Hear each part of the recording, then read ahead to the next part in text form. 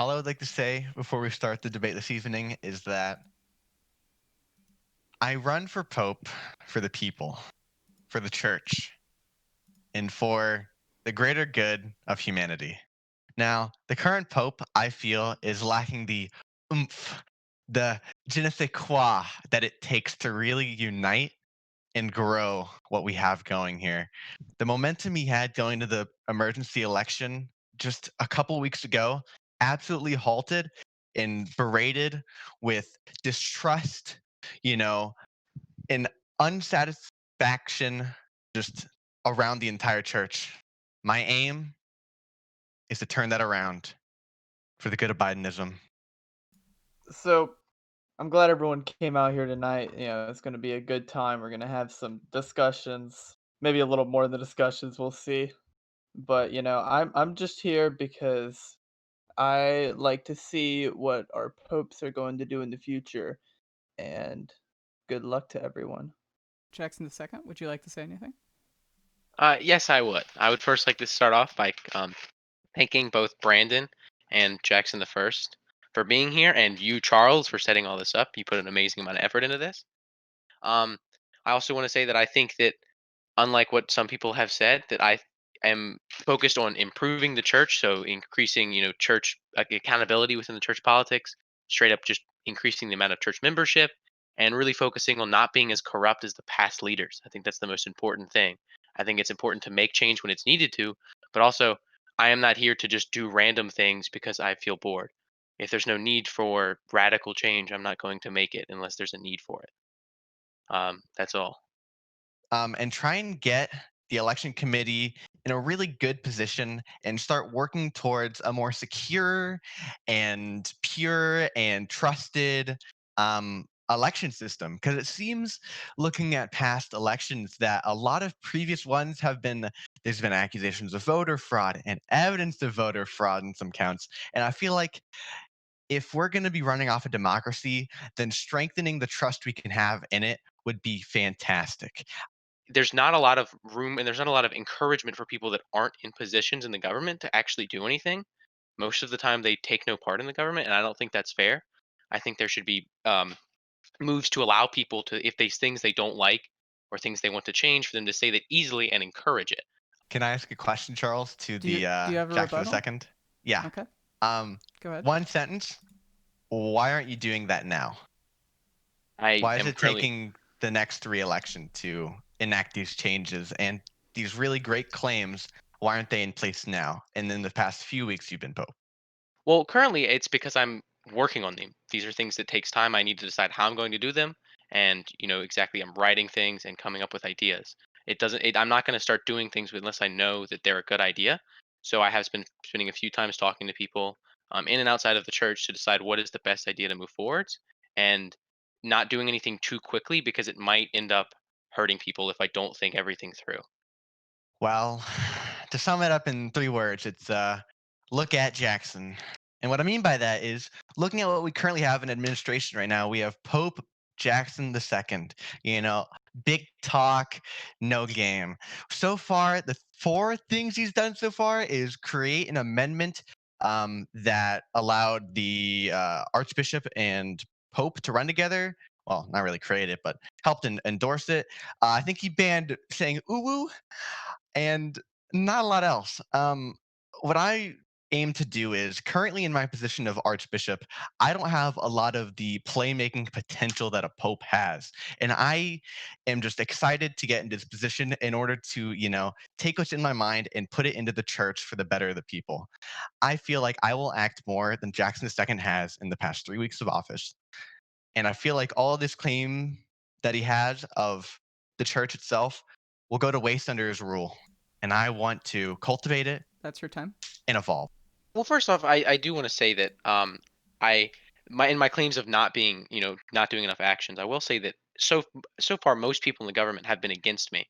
They voted against me, and they do not like me. This has made it harder for them to agree on things and for me to make changes as a whole. Also, why I think I'm the best is because I also have experience in leadership positions. I've you know I currently am the organizer of a culture club that does debate things and deals with how to properly debate people. I was in YAG. I passed a bill, like a literal bill, or not a literal bill, but I passed a bill all the way up through court. So I know how to write bills. I know how to handle that stuff. I was in debate team. I did really well. I won best attorney in the state last year. So I understand how to run this sort of thing. I understand how to deal with criticism. I understand how to, answer to when people want me to do things.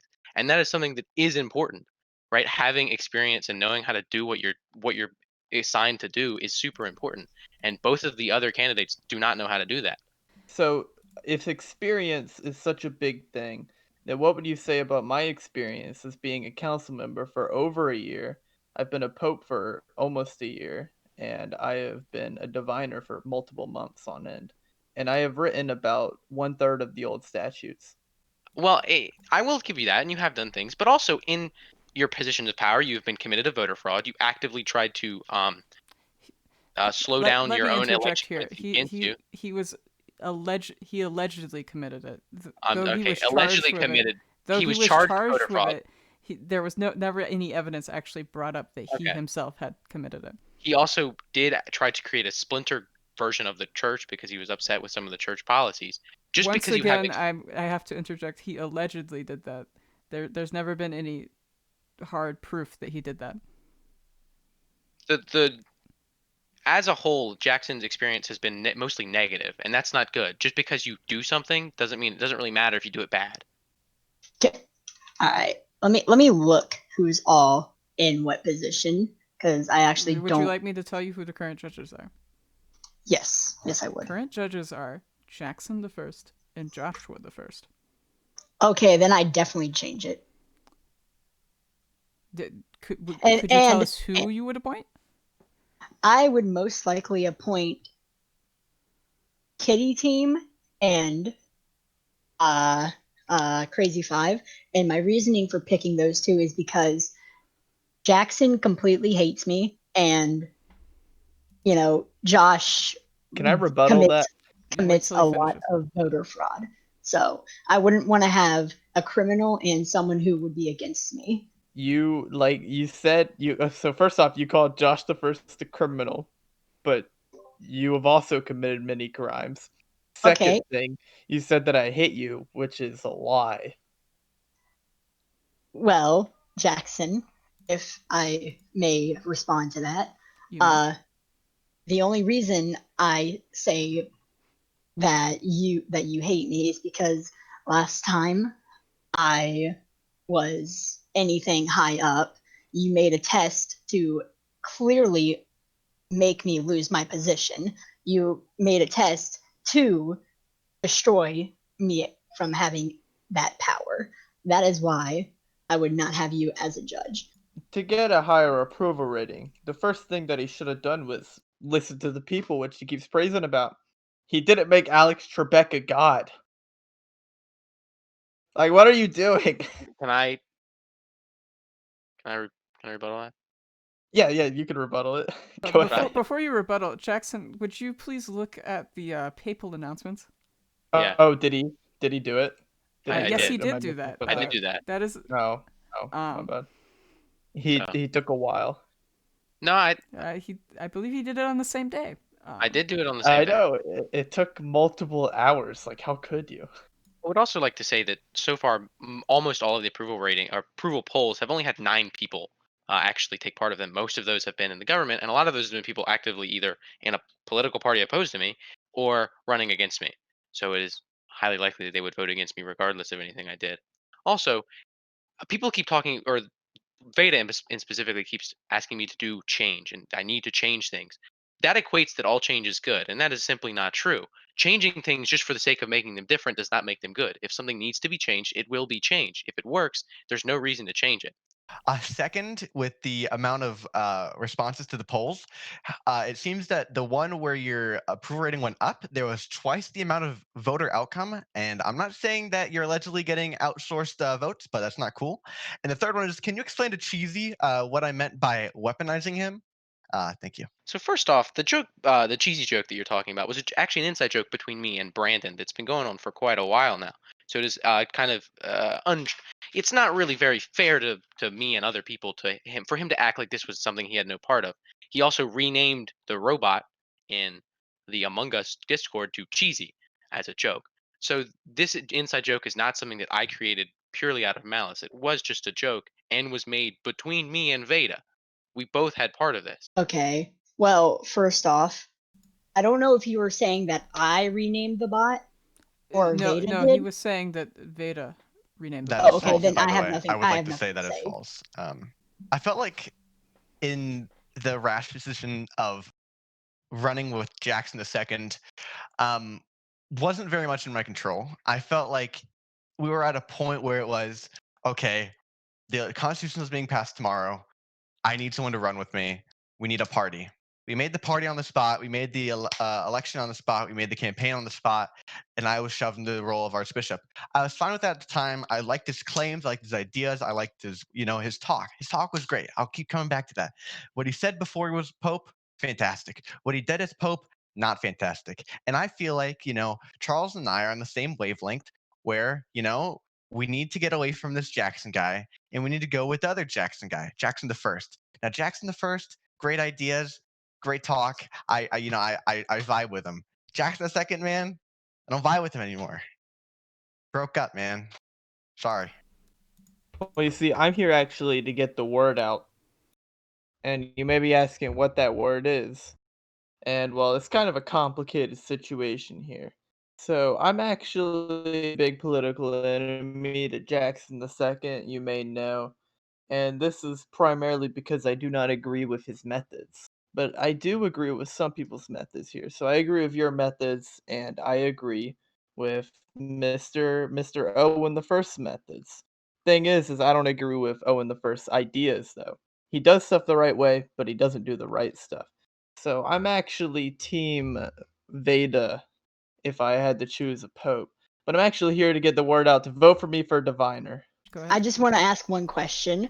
What do you mean by my ideas you don't agree with? Like You don't have any what have I ideas. done?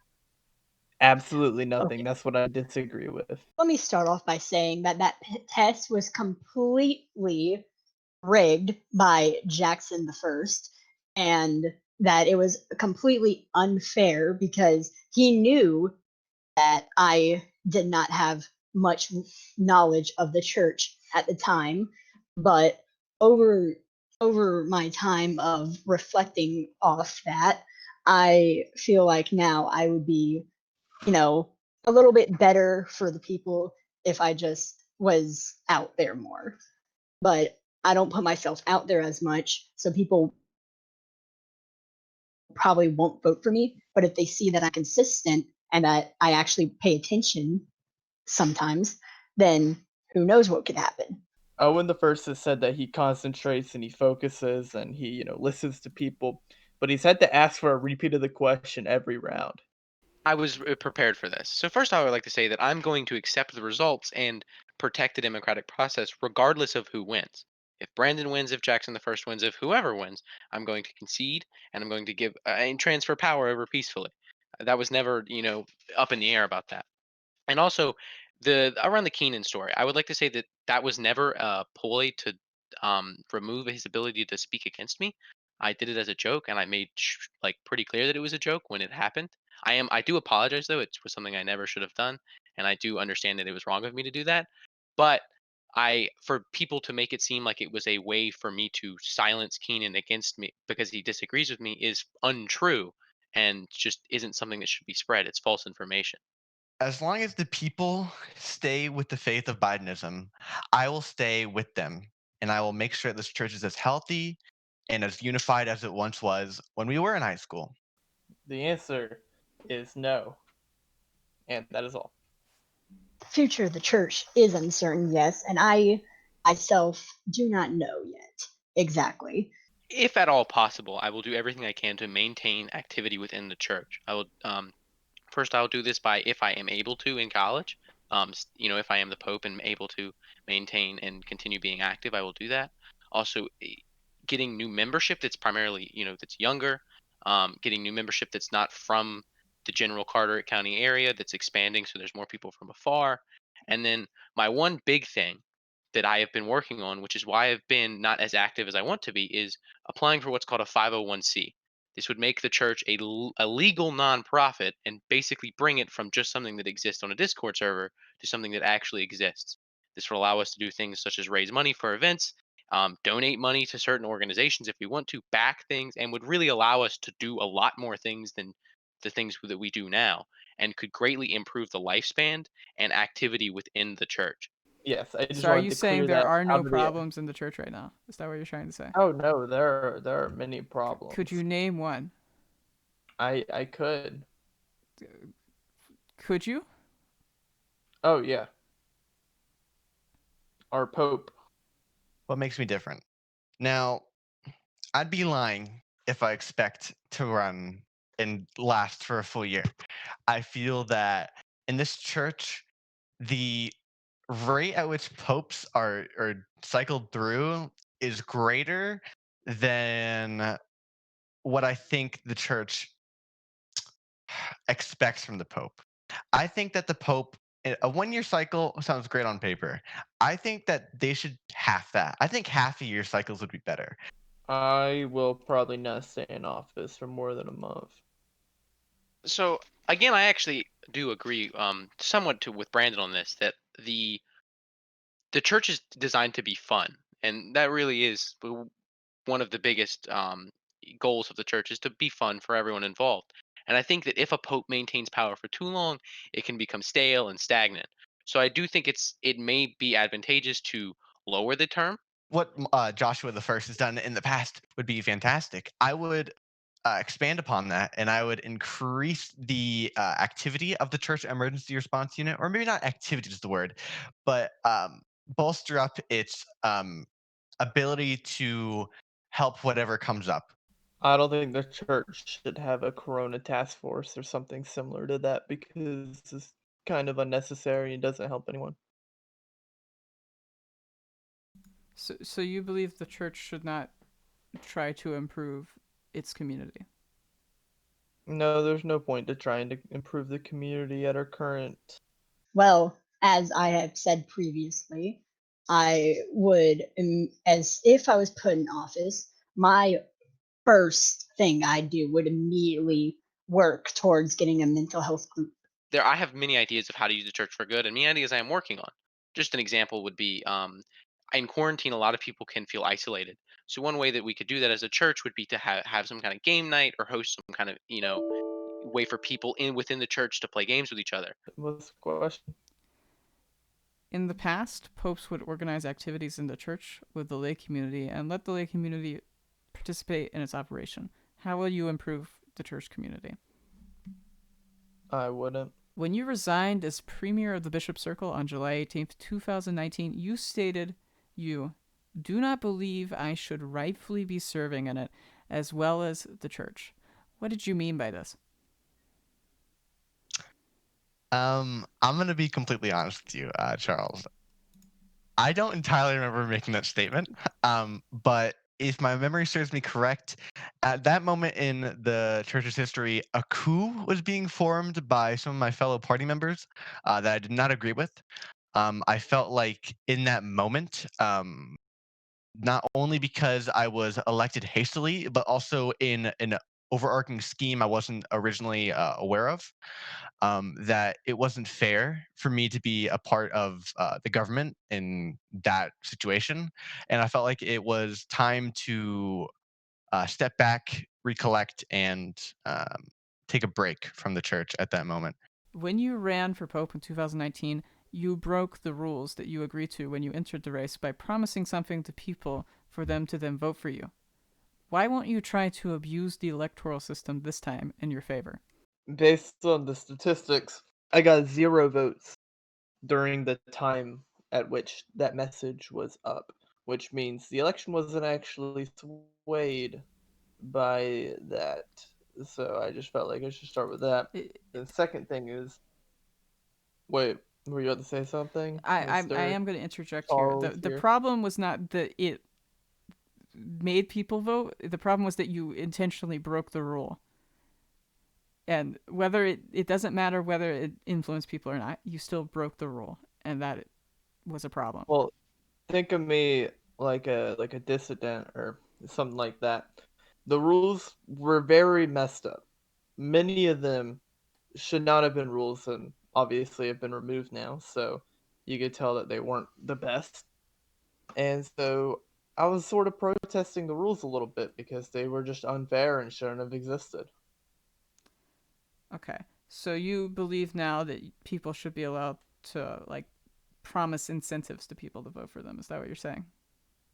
I'm saying people can promise incentives. That's the whole point of getting into office. That's what your Well, statements are. I'm I'm not saying like promising to campaign create a bunch promises. of I'm like jobs for people saying voting. like, hey, if you vote for me, Oh, I'll give you outside like promises? $1 or something.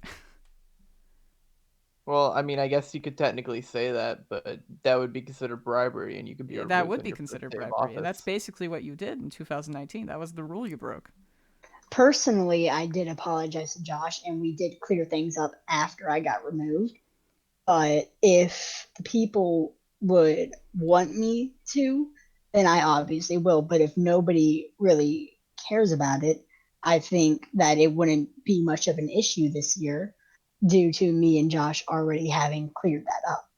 Because, do so, like, in conclusion, if it's not an issue, then I don't see why I would apologize to for it when I've already talked to Josh personally, and now even right now, me and him are closer than I am with 90% of the church. Personally, I would like to say that I don't like convicted criminals that will not publicly apologize for their actions. I would say confidently that on behalf of the church, we would request a public apology right here, right now, if you could, Owen. On this day, since I have been heard, I have now just recently heard that someone has an issue with that. I will go ahead and I will apologize for that.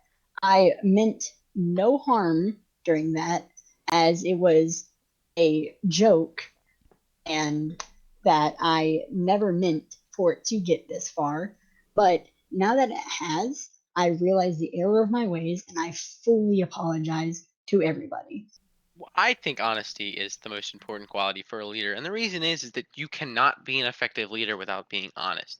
You cannot be a committed leader without being honest. You simply cannot be good at leading if you're not honest with with what you're doing, why you're doing it, and your reasons behind everything. Transparent leaders that explain to the people why they think this is better and are open to discussion are the most effective leaders. So, and I've been honest, and I plan to continue to be honest with allowing and with accepting my mistakes. I'm not perfect. I have made mistakes, and I'm going to make mistakes. Everyone will, and I just think it's important to keep that honesty no matter what, right? I think that's the top priority for the Pope is to maintain honesty, maintain transparency, and maintain the goal of serving the people. No, I got a quick question. Quick question. Okay, go Did ahead. you Make it attempt to quick. bribe me? Jackson, a second. Did you hear Um, that? I think so. I heard the last part. So I did ask Westbrook to come on board. I thought he'd be useful to our party, or useful to help me. I will be fully on board with that. That's what happened. I never offered him really anything, so I'm not really All sure what right. he's talking But about no, there. I'll follow up my question real quick. No. If I We've remember gone way over time. correctly, if I remember the wording correctly, I do believe that Jackson II offered to keep me in office as long as I keep him in office. I remember if that was the wording he used. Is this true, Jackson? The second. I did offer to try my best to keep him in office as long as he maintained my goals, and my goals are to maintain So power and you to were keep trying to people. enforce, or you were trying to No, influence a I was judge trying to to be in keep your favor. Jackson in line because he has a tendency of not doing it. I You're think trying he to could be useful influence a judge. because he needs to stay in. He needs to serve the people. I said I will I What will if help. you're wrong? What if you're wrong about something? Then he will be.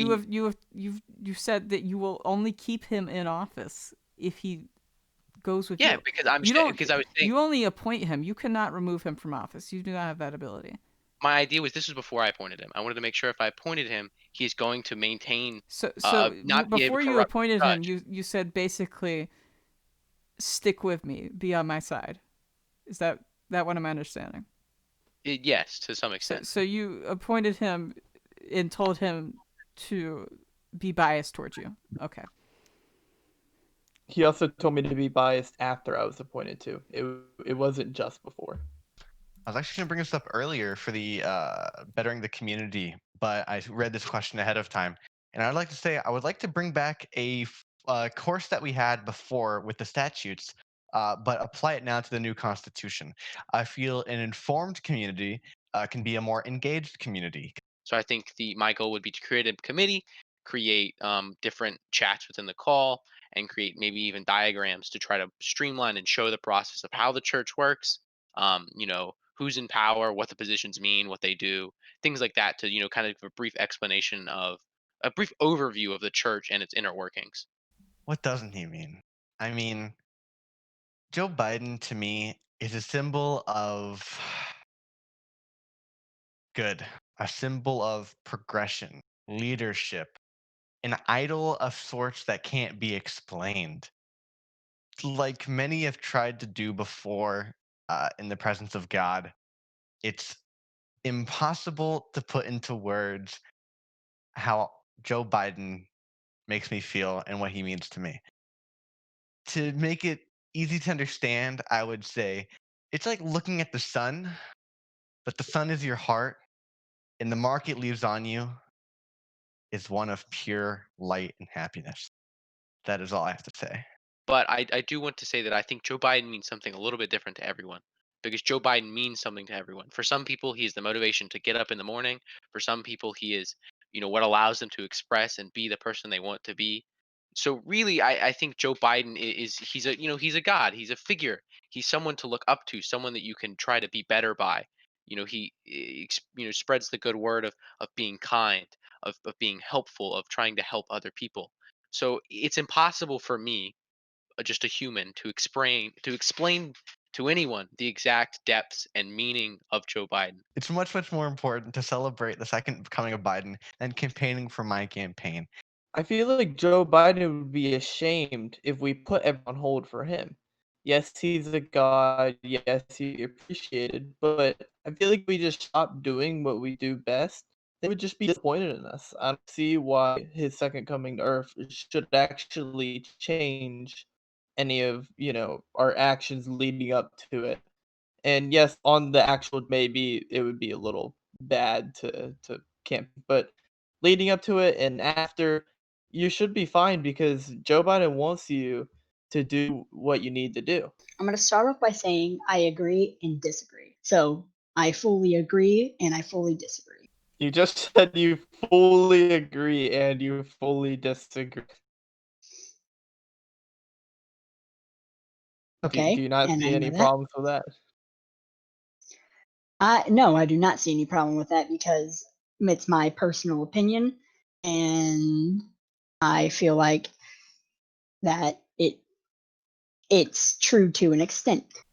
I'm gonna first start off by saying that I promise, and am making a promise to not campaign at all over the next week.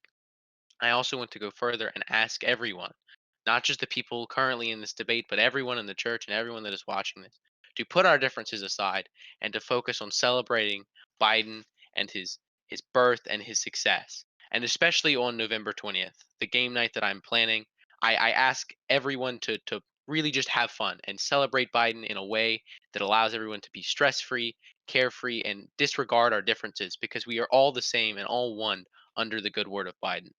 You have stated that Jackson II is ill motivated. What are some of these ill motivations? The primary one that comes to mind is, well, weaponizing our fellow friend Owen the First. He claims that it was an inside joke, but I think that this is much more than a joke. I feel I was a bystander to some wicked aspirations coming to light. I think that him making Owen's own presence a deterrent for any criminal action is absolutely absurd, and I will not stand for it. When your claims about me using cheesy as a weapon as some kind of tool of malice are untrue. I don't have anything against anyone in this church. I don't even really know Owen that well. You resigned from the council instead of signing the Constitution in the final days before its passing. Why are you so against the Constitution? If I was against it, I would have stayed in the council and declined Well, you didn't stay in the council.